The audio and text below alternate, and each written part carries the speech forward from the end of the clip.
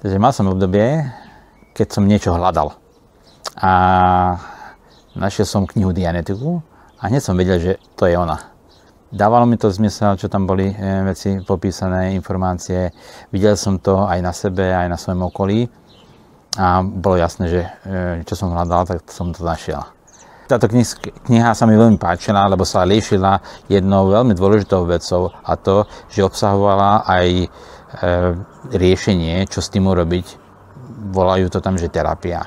Hej, a keďže som taký praktický človek, tak sa mi to hneď zalúbilo a rozhodol som sa, že túto vec si naštudujem a budem to používať podľa toho, jak to je tam popísané. Takže som si to tam naštudoval a naučil som sa ten postup podľa tej knihy, čo tam je napísané a teraz v súčasnosti aj dodávam túto terapiu týmto ľuďom. A keď som to študoval, tak si pamätám úplne jasne ten svoj prvý terapeutický taký zážitok, ktorý som tam mal, že som presne vedel, že táto osoba, ktorá sedí predo mňou, tak ja jej pomáham. Že presne som vedel, že čo robím, ako robím a že pre ňu to je pomoc. No a vtedy to išlo. Odtedy sa s tým zaoberám a každému to naozaj doporučujem, lebo je to riešenie.